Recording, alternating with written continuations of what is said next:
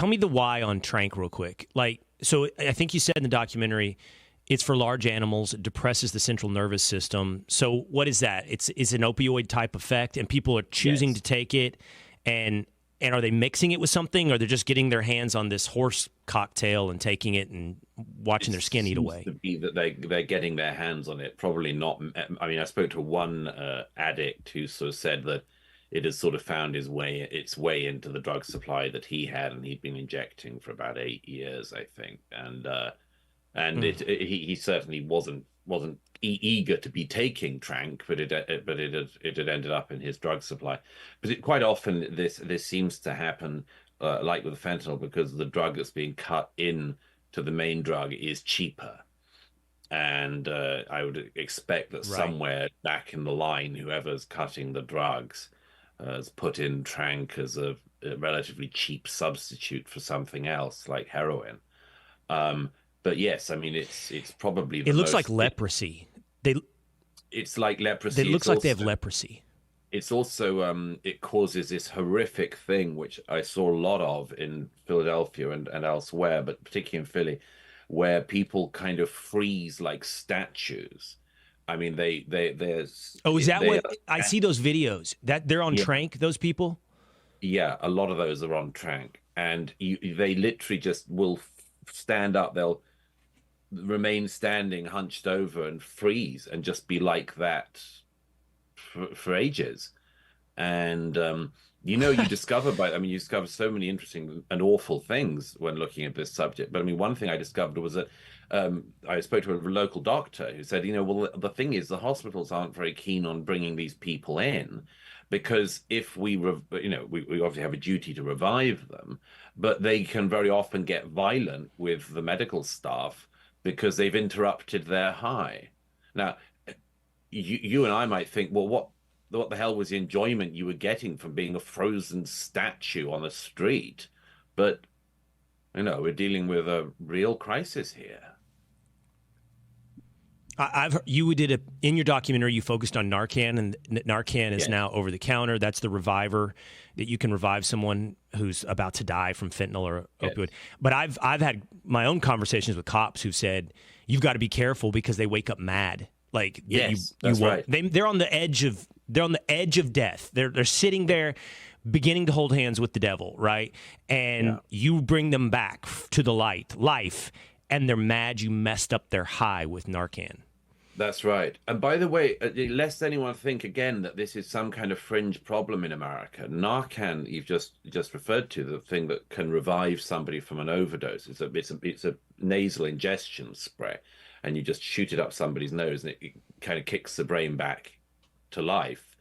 Governor Hochul and the health authorities in New York State recommend that all New Yorkers carry Narcan with us. That is the recommended health advice in New York State, that every New Yorker should be walking around with Narcan. Now, you may say, well, why? Because of the enormous number of overdose deaths in New York. Now, again, going back to what I said at the beginning, Will, that's not normal, or it shouldn't be normal. That is the health advice for New Yorkers, that because you're likely to stumble over somebody overdosing on the subway, in the street, or at a party, you should have this thing that was previously only used and needing to be used by medical professionals. Mm-hmm. I didn't realize. So I've seen those pictures, and they all come from that Kensington Street in Philadelphia, of those people frozen, like you said. And what's wild about them being frozen is they're so off balance. Like they look like they would tip over with the slightest push. So I don't know what it is in Tranq. It shuts down the central nervous system, but somehow maintains some ballerina balance in there. I don't know how they're standing, is the point. They should be on the ground. I don't get it. Well, a lot of people are on the ground. I mean, I saw a guy inject an overdose, and I don't know if he overdosed. He certainly injected just as I was there, and went staggering down the street, and these bizarre movements, as you say. It's like the body in flight. And then he just sort of collapsed down the street and lay there, and one of the sad things about it. A young schoolgirl, a young Black American schoolgirl, walked past, said to me, "Is he dead?" And I was just checking that his lips weren't going blue. I said, "I don't think so." And she said, "This is effed up. This is effed up." That was Yeah. her. This is a schoolgirl. Wow. Like, why is she growing up in a city in which that she's just used to treading over potentially dead bodies? Right. Like, Back to fentanyl. So, the answer is easy, and I think you've already given it to us. I guess the answer is tolerance. But we talk so much about fentanyl and how, like, 1 microgram of fentanyl can kill you. But then you've got in your documentary a guy outside of, by the way, a safe use center shooting it up himself. Fentanyl. He's got a needle and he's shooting fentanyl into his arm. I'm like, how is he doing that when we hear all these stories of other people who encounter, even cops, some microgram of it and get killed? And I guess the answer is just tolerance. it's a tolerance thing. I discovered that guy in question. Yes, that was just in Washington Heights, um, and he uses heroin, therefore needs, and the heroin um, that he takes keeps him. I didn't realize this until then. It just keeps you at a level. It doesn't actually give you the high after a certain amount of time. So the high is sought from the fentanyl. Now he has a particular tolerance for it because he's obviously doing it all the time. And he burned up the fentanyl, shot it up in front of me on the street, which I didn't ask him to do. He just showed me. And there was a cop car just behind us, and the lights flashing. I was sort of, couldn't believe it really.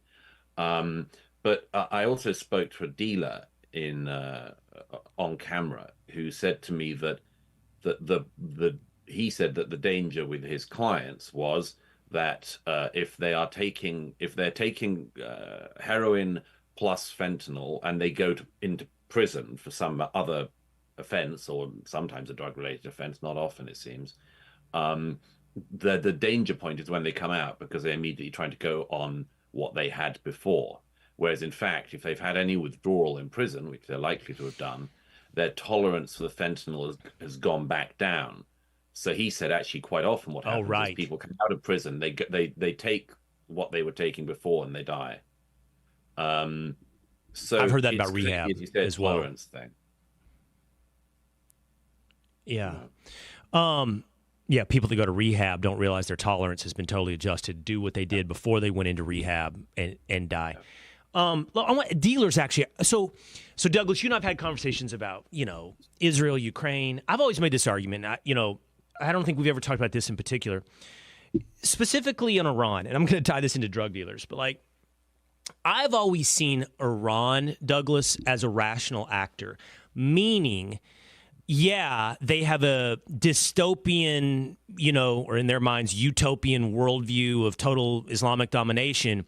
But in pursuit of that irrational goal, they will make rational choices, meaning self-preservation, survival. That's the most, ultimately at the base, that is the most rational human motivation. Like, if we all understand that everybody on the same page wants to continue to survive, we can at least move forward with some rational steps. That's the hard thing about a suicide bomber. Can't do anything about that guy. He's off the reservation when it comes to reason. The drug dealer is a rational actor. Like, he doesn't want to get busted. He doesn't want to lose his clientele to death. So I've always been curious. You even have that drug dealer who cut his coke with fentanyl, and shocking moment, he's got a text to another dealer saying, "Hey, give this to some girls and see what happens." It's an irrational act. Now, maybe he's a moron, right? But I would think that drug dealers, Douglas, wouldn't want to be poisoning their clientele. I would think they wouldn't want to be giving people who don't want fentanyl because they either risk arrest or death. And so I've never been able to figure out why fentanyl is in things where the client doesn't want it to be fentanyl. So quite often it's simply that the drugs are mixed in, a laboratory, if you want to call it that, in Mexico, and that the standards of hygiene and separation of powers isn't exactly what it could be in a Mexican drug lab. Who'd have thought?